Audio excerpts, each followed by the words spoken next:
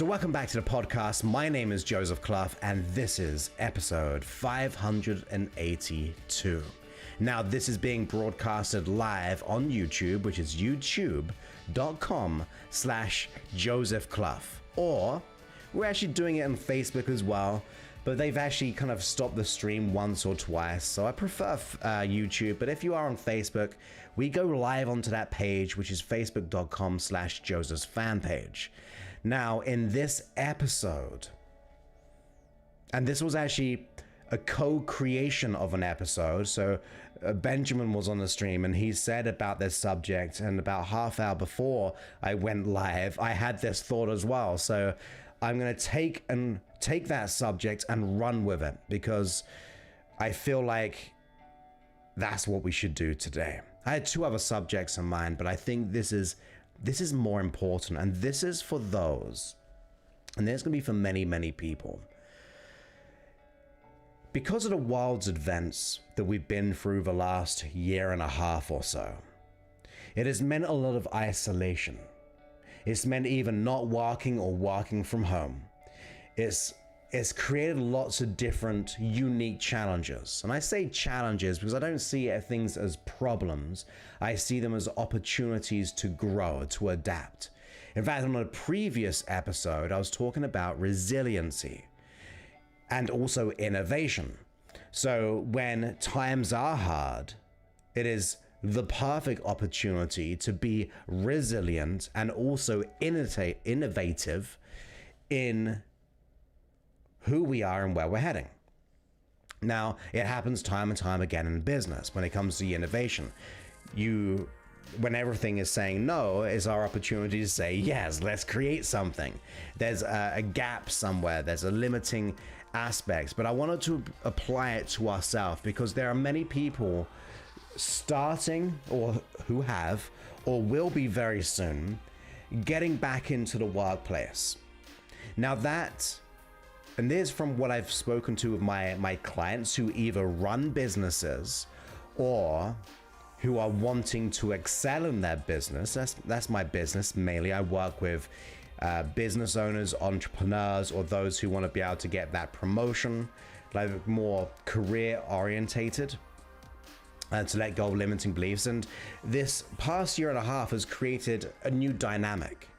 So you may resonate with this. And even if you don't, use what I'm saying to apply to your own situation, because it still works. It's still a strategy. It's still a thought. It's still an idea that can create an adaptation in your behavior and therefore your results and your outcomes. But as we go back to work, as we start to connect with people we haven't seen or we've been in physical contact for a long time, it brings this other issue in mind, where just like the world changed, organizations changed as well. So sometimes, and maybe for you listening to this at home, or if you're watching live right now, the business that you're in as an owner or as someone who is within the business, as an employee, in other words, that organization has changed, has had to adapt, has had to evolve, and it can mean a rearrangement. Now, I remember years ago when I was living in Cambridge in England, and I used to be hired to work with like the city council and things. And if you know anything about councils, they change a lot, like government, right? There's always new budgets. And one of my jobs with my dad, actually, we used to go there as a team, was to be able to manage that transformation, to be able to get the people the knowledge and the idea, because there can be lots of misconceptions. And maybe you feel like when you're going back to work, there is anxiety. Maybe there is worry, there is doubt, maybe there is the imposter syndrome. Maybe there's a part of you thinking, well, business has changed, now my organization has changed, is adapted. And in some cases, it means that we've got to compete. We've got to make ourselves feel of value. Because there is a reorganization in many businesses at any time, let alone in economic times, let alone in the year and a half time of the past. So it's easy to see why we might go, I don't know what's going to happen. Like, am I needed? Am I wanted? Can I perform? It's been such a long time. Maybe you have those worrying doubts of, like I said, the imposter, the inner critic. And it's a relevant thing that we've got to really be conscious of. You're like, you got to pay attention, in other words. If you're not paying attention to this, you might, I don't want to like put things in our future, but we might be blindsided by decisions. And this is our perfect time to show why we're of value. Now, on the one hand, we know that we can be anxious, we can be worried, we can be fearful. We might feel like we're not enough, we're not capable, that imposter syndrome, that anxiety kicks in on the one hand, which is your unconscious fears.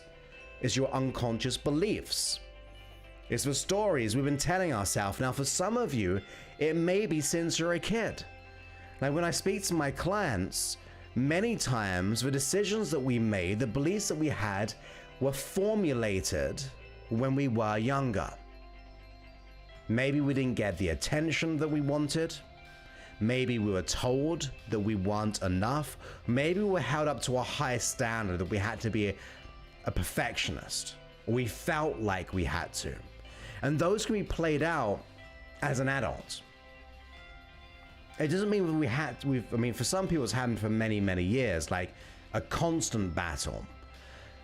But sometimes it can be left dormant. Like it can be left dormant within us until we are triggered. And in other words, the triggered aspect, I mean the unconscious aspect. We get triggered by something. Our unconscious mind goes, oh my goodness, I remember way back then, and this happened to me. Now, you may not even be consciously aware of that event or sequence of events. But somewhere along the line, your unconscious mind records everything. And therefore, when we're going through this change, this opportunity to adapt, we feel a level of scarcity. That what if I'm not gonna make it?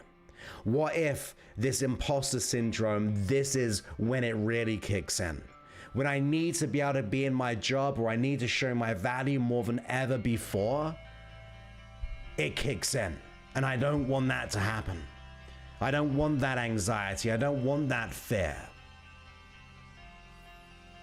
So maybe you feel like that at times, even beyond the year and a half, like I said, right? We've been put on so much pressure throughout the years, they can cause us to doubt who we are. Now, I know that you may logically resonate with this. In other words, what I'm about to say, you might absolutely have a dissonance to exactly what I'm gonna say, and that's okay. You don't have to take on what I'm saying. You can like just pause it. You can just go to a different channel. I mean, it's okay. I won't be offended. I don't get offended because I respect you're a model of the world, but this is my model of the world, and that's something which may be of value to you. So there'll be that part of us unconsciously which will be doubting our belief systems or our own self-belief. And it's not a conscious thing that we do. We feel it consciously. You feel the anxiety, you feel the dread, you feel it like that, like waking up at 5 o'clock in the morning, contemplating your future in terms of your career. Like, it happens. Now, consciously, we don't want it, but there's a part of you that is concerned because, that part of you is trying to protect you. It may feel bad, it may be inappropriate in the outcome of how it makes you feel, but unconsciously, there's a positive intention there. And we want to make sure that we can get our unconscious mind back on track. And as I said, logically, you might get this But I'm also not here to paint wild dreams, because you might need help from someone, right? Now, you can do it by yourself, and that's good and great. I love that. That's empowerment. But it's also okay to be able to get assistance, okay? Because you're worthy of that. Like, you're human. Like, it's been for many, many years where we've shied away and like kept ourselves quiet on the inside because we don't feel like we should be seen, heard, or felt. We feel like we should just hide away. We feel like we should just shrink, that we shouldn't feel vulnerable. Because if I express that I'm feeling hurt, or if I express that I've got imposter syndrome, I express that I don't feel worthy or enough, or that inner critic, it will devalue me as a person if I let someone know about this. Because it feels like, excuse me, it feels like it's a weak response. Now, on the one hand, I think we should express how we feel. We should be open to working with professionals. On the other hand, we don't want to buy in to it as a way of being, that we've got to stay stuck there. Like, oh, this is who I am, I'm not enough, and then express that to everyone for the rest of your life. That's not going to help. That's just us having excuses and reasons. But I want you to know it's okay to reach out and go, I don't feel good right now when it comes to this situation. I feel threatened on a job level, that there are other people competing for my jobs, or the business world is changing and therefore I've got to adapt.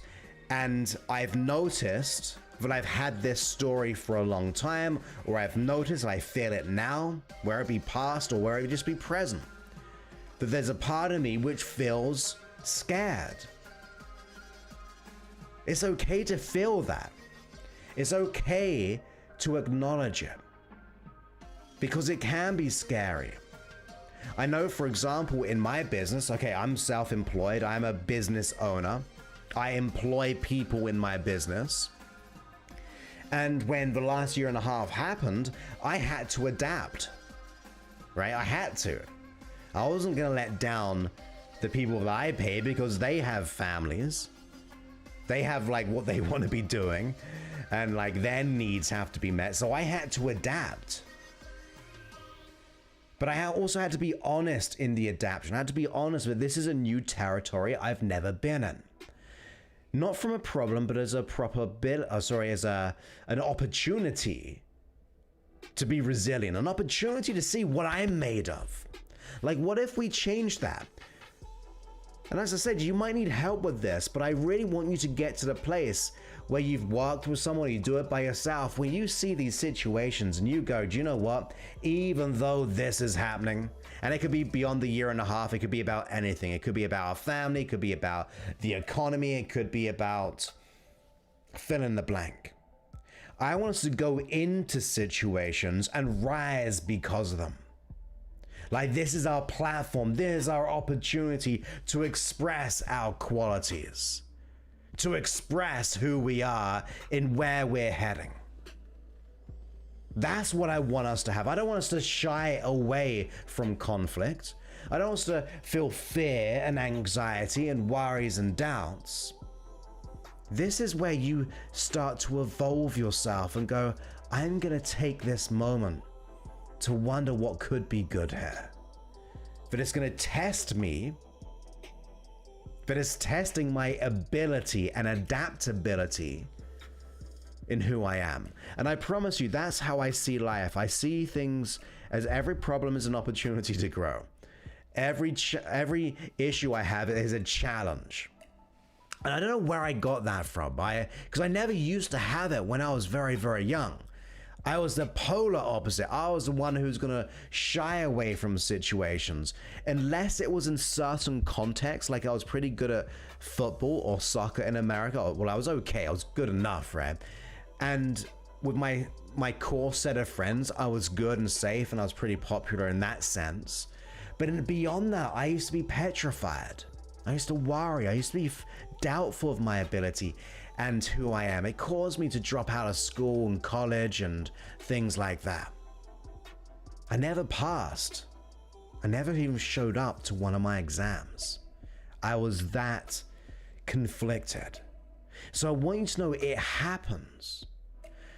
But the fact that I can be on the other side of that journey, the fact that I can go through that transformation, and this is someone who I would have perceived myself as being very, very disadvantaged in the mind, because I don't know, sometimes I think about teachers, I think about education, how we've got to be able to speak to our teachers and get them to communicate the why we should learn things, the how things work at a deeper level, the passion, the purpose, the end outcome for us in the future, but that's a different subject. But whatever it was, I felt that way once, but I went over the other side. And it came from hard work, but it came from assuming that responsibility and realizing that I'm sick and tired of playing or being in the shadows or on the sidelines. I was ready to make a decision. I didn't know how it was going to happen. And you may be there right now. Like I said, the opportunities are out there, but on the other side of the equation, there is an adaptation happening. There's a transformation happening within organizations, and you may be doubting your own beliefs and your own ways of thinking and how other people are going to think, because sometimes it feels like it's a frenzy. We've got to be able to go back on the inside and go, even though this is happening, I'm going to double down on myself. I'm going to do whatever it takes to make that change. I'm going to go out there and go out there, but go within myself and go, look, I'm going to adapt to this situation. But I realize, and we've said this before, that our physiology has been a level of adaptation for thousands and millions of years. Like, you are here because of the adaptation of your heritage, the adaptation of your ancestors. Biologically, you are a survivor, but you're also a thriver. But sometimes new challenges happen, and we've got to take stock and we go, look, maybe I need help here. Maybe I need to work on myself.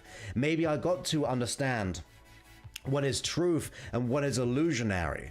If I want to stay on the side of fear, if I want to be on the side of anxiety, if I want to live in the worry, if I want to be the imposter syndrome, but then I play that out in my mind and shy away from opportunity and allow the other person to take that opportunity, when full well you know logically there's that part of you which goes, do you know what? I know I can do this. I feel like if you wrote on paper all your qualities, all your past experiences, all your qualifications, and you sent it to yourself, or you sent it away and it came back to yourself, and you opened it up and it was just your qualities and there was no your name there, I bet you look at that letter and go, this person's pretty good. I mean, I'm kind of intimidated by this person, but it's you. So logically, you've got the experience, you've got the ideas and the knowledge, but there's that part of us which plays out the fear, the worries and doubts, and that's the illusion that we need to get over. That's the worries and the fears that we need to face. Don't run away from your fears. I can't remember who did the book. It was Suzanne. I think it was Suzanne. Feel the fear and do it anyway. We got to embrace some of the fear. Although we should feel the fear and do it anyway, but we should feel the fear and resolve it. We should work on letting go of those limiting beliefs. If you're not taking time to work upon yourself and developing yourself, we might go into issues. And sometimes that is why we are here. And that's how I felt. I wasn't actively working on myself, but we've got to prioritize this time, because this is your opportunity to not only get back to where you were, but actually better because of it. Maybe there are other opportunities you didn't know that were out there, or that you deleted in your mind because of our own self-doubt and our own self-judgment of who we are, Actually, maybe there's an opportunity right around the corner or right directly within your viewpoint, but you've been deleting it unconsciously, that can not only allow you to be confident and self-certain, but to be abundant too. To have security, to have freedom. This could be your opportunity to shine. So take advantage of that. Begin to go within and go, look, what is it that I really want out of life? Am I happy to settle?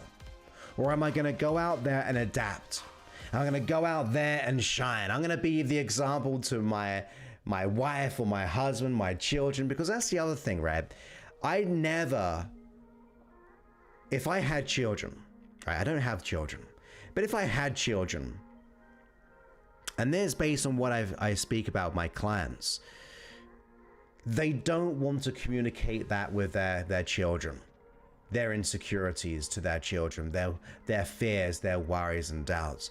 And sometimes they feel like they hide it pretty well. And I kind of say, look, 93% of all communication is unconscious, because 7% is words, the rest is physiology and tonality. So you might be saying and trying to be a good example to your partner or your children, but if there's a little bit of anxiety there, if there is that self-doubt, it's going to come through your communication. It's going to come through your physiology, your tonality. So in the exact same way, we don't want to be like saying one thing of being a good example, but expressing the unconscious fears to our children. Let's flip the page for a second, because maybe we're going into situations at work right now, going into meetings, whether they be on things like Zoom or the Google one, whatever it's called. And you're going to these meetings and you're saying all the right words, but maybe you're unconsciously communicating that fear. Maybe your physiology or your tonality, and you know sometimes about the tone. I remember specifically when I was younger, my voice would feel like it was breaking. I'd feel the attention on me and it would make me feel self-conscious. It would cause my heart to be a little bit quicker. I'd feel the dread and even the nervousness in my muscles, and then I was speaking the words. The words I said could have been linguistically perfect, but my physiology, that doesn't lie. My tonality, that doesn't lie. So in the same notion, we want to be careful of how we communicate with our loved ones. We've also got to be careful of who we communicate with those in our career. And also, by the way, you might be in a career, but you might be the business owner, you might be the entrepreneur. And the exact same thing, you've got to be the leader. This is your time to take a stand. You might feel like an imposter, but you got to resolve that. You got to let it go and communicate from the top. You've got to be more certain in who you are and in where you're heading than anyone else in your environment. Which is interesting, because I remember a study about hypnosis. There was a study where there was two hypnotists. Now, the one hypnotist, or in fact, both hypnotists were told to produce this hypnotic phenomena within their client or within their subject, the hypnotee, in other words. Now, one of the hypnotists was like, easy. I can do that any day of the week. Just tell me who and when. I can create that hypnotic phenomena in the hypnotee. However, on the other hand, the other hypnotist had doubt. They didn't have enough confidence within themselves to produce that hypnotic phenomena within the subject.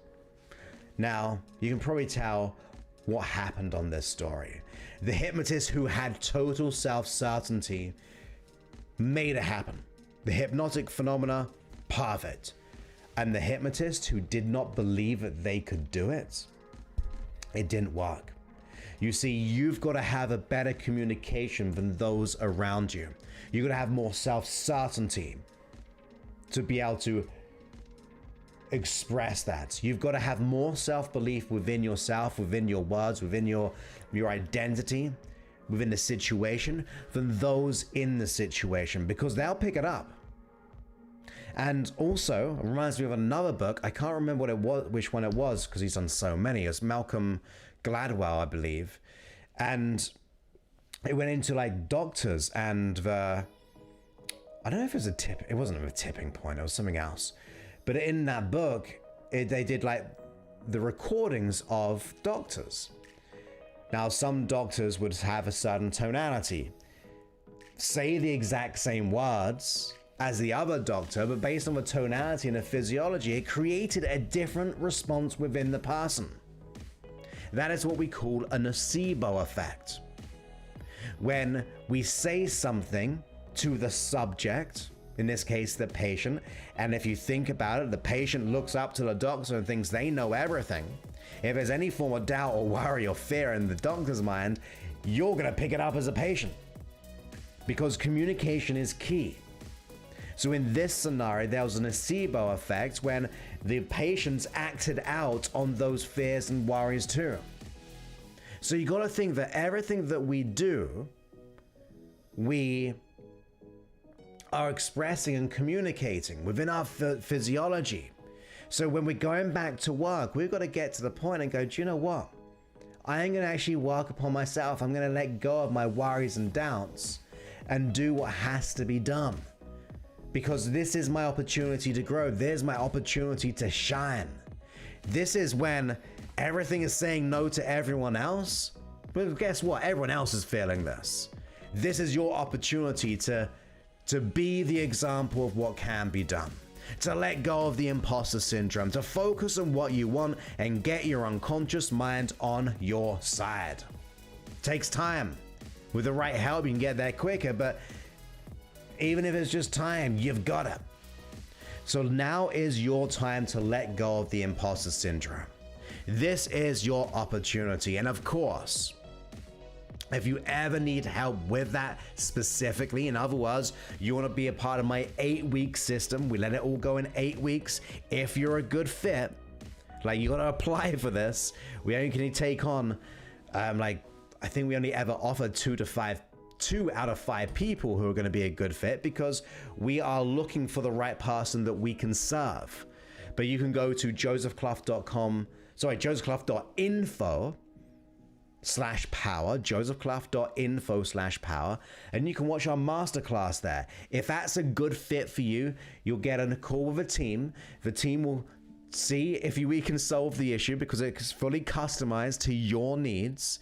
And that is why it is a significant investment. I don't mind saying that, because this is a life-changing experience and it's fully customized. You have my team working with you. You have me there to support you each step of the way. But that's josephclough.info/power. You've got to watch the masterclass first. I'm not selling anything on there. It's you to see if it sells upon yourself. If you think this is what I want, I'm ready to take the leap and be the best version of me, so life can never be the same again, to be totally invested and all in within your own potential. Now, of course, if that's not for you, that is good and great. We've also got the app. Go to freehypnosis.app, and that means you can download and listen to all the free hypnosis sessions. We've got over 100 for free. We've got 582 free episodes in total. We've got the day and night hypnosis sessions on there. We've got the custom hypnosis sessions on there. You can download it for free. And if you enjoy the app within itself at freehypnosis.app, go ahead and leave a review if you're getting value from it. We are producing hours of content. And I say I am producing hours of content a week to be able to do that. So if you're getting value from it, you don't have to. Maybe share it with your friend. You might go, that's a lot of rubbish, Joseph. I hate the app. I hate it. But if you like it, feel free. Hope you get value from it. No pressure right here. So I hope you enjoyed this episode. Once again, I just want you to know that, yeah, times are changing. We're getting back to work. But rather allow it to be a problem to fester within ourselves. Let's use it as an opportunity to grow. Let's use this as our time to shine. And with that, I look forward to speaking to you on a future episode. Many thanks and goodbye.